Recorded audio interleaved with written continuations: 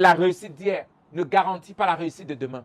C'est pourquoi tu dois avoir des stratégies pour faire face à chaque mois. Tu dois avoir des stratégies pour faire face à chaque saison. Tu dois avoir des stratégies pour faire face pendant des événements qui sont en train de se passer, quel qu'en soit ton domaine. Et mon ami, je pense que tu vas très bien. Et je suis juste émerveillé de toi. Tu es juste magnifique. Écoute, nous allons toucher la première fossée, le gap de la première fossée tout de suite. Le gap de la première fossée, c'est le fossé de la présomption. Comme je l'ai dit hier, beaucoup développent un projet, mais ils se disent que naturellement, les gens avec le temps vont continuer à aimer mon produit.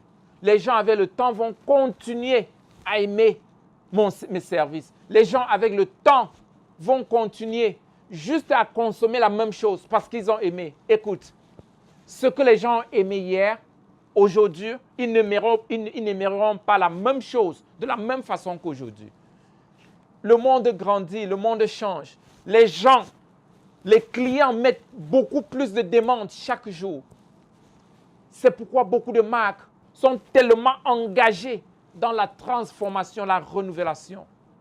Donc la première fossé, c'est le fossé de la présomption.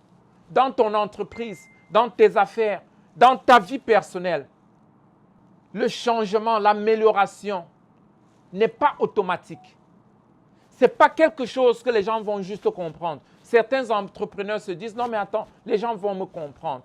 Parfois, certains entrepreneurs, en utilisant le fossé de la présomption, ils se disent, non mais attends, les gens vont comprendre mon niveau. Ah mais nous sommes dans un petit monde. Ou bien, je suis un jeune homme d'affaires. Non, tu perdras ta fourchette clientèle. Quelqu'un d'autre viendra prendre le marché. Tu dois fermer le gap de la présomption. Tu dois avoir un plan d'amélioration pour tes services. Tu dois avoir un plan de croissance, d'amélioration pour toi-même. Tu dois avoir un plan systématique de contrôle pour le système que tu as mis en place. Ça ne doit pas changer automatiquement. Tu dois avoir un plan de formation pour ton personnel, très intentionnellement. Tu dois avoir un plan d'amélioration pour tes images. Ça doit être intentionnel. Il n'y a rien de défaut qui doit se manifester. Donc, le premier gap, c'est le gap ou bien la première fossé, c'est le fossé de la présomption. Tu ne dois pas penser que quelque chose doit se manifester naturellement. Non, en entreprise, tout le changement est orchestré par toi, le leader, ou bien par ton équipe.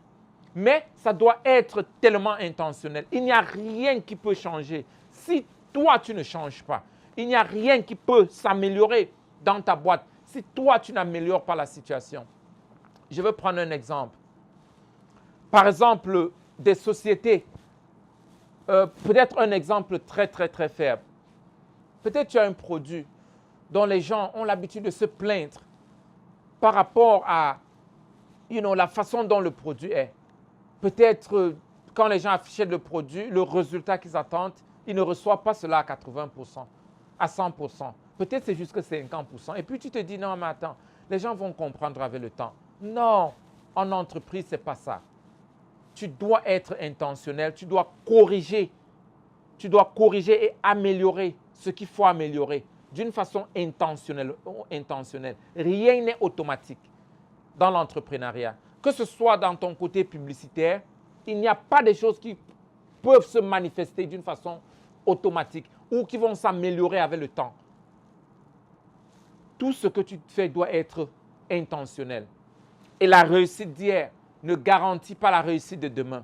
C'est pourquoi tu dois avoir des stratégies pour faire face à chaque mois. Tu dois avoir des stratégies pour faire face à chaque saison. Tu dois avoir des stratégies pour faire face pendant des événements qui sont en train de se passer. Quel qu'en soit ton domaine, en période de Noël peut-être, les affaires peuvent être différentes. Pendant la rentrée scolaire, en été et en hiver, ou en saison de pluie et en saison sèche. Il y a beaucoup d'événements qui peuvent jouer sur tes activités. Tu ne peux pas être passif et penser que, directement, il y aura des changements. Directement, certaines choses vont se mettre en place naturellement. Tu dois être intentionnel. C'est par exemple comme le Covid. Beaucoup de gens sont juste assis, se disent, mais attends, je pense que les choses vont passer, les choses vont changer. Non, nous faisons face à une nouvelle normalité. Tu dois faire face à cela aussi. Quels sont les gaps que tu peux fermer maintenant en étant intentionnel et ne pas avoir des présomptions sur certains domaines ou bien sur le changement dans certains domaines? Pose-toi cette question et essaye de rectifier certaines choses dont tu peux automatiquement t'engager à partir de maintenant et à partir d'aujourd'hui.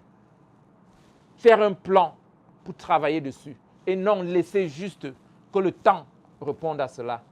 En affaires, le temps ne répond à rien. Rien ne pourra changer si tu ne t'engages pas et bouge la chose pour qu'elle change. Prends ta note, compare à ton produit, compare à ton service et essaye de répondre à la fossée de la présomption. OK, demain nous allons parler de quelque chose de très, très, très important qui est la fossée de le manque de connaissances. OK, ce sera chaud. Donc, imaginez un jeune que parti du bas âge, il a la capacité, l'intuition de la responsabilité. Il peut prendre des charges, que ce soit au niveau de la maison, au niveau de l'établissement ou dans son environnement. Non seulement développer les capacités à cerner des problèmes autour de lui et apporter des solutions. Toutes ces qualités, ça doit se développer. Ce programme, on l'inclut aux jeunes à partir du bas âge et d'aller étape à étape pour que les jeunes soient vraiment inarrêtables. C'est un processus qui doit être démarré et accéléré aux jeunes pour avoir ce résultat. Je veux finir par donner une illustration. Aujourd'hui, quand on regarde dans les équipes de football, on a des gars qui ont des contrats de 300 millions et plus aussi. Attends, comment est-ce que quelqu'un qui a moins de 30 ans gagne 300 millions? Ce qu'on oublie, c'est que le gars est allé à l'école de football à l'âge de 11 ans, pendant que d'autres jouaient ou bien s'embrouillaient. La personne a appris l'art de délivrer le résultat qu'il faut pour atteindre les objectifs. Donc, le projet Inarrêtable, c'est ce qui vous prépare et vous déclenche à donner le résultat que vous attendez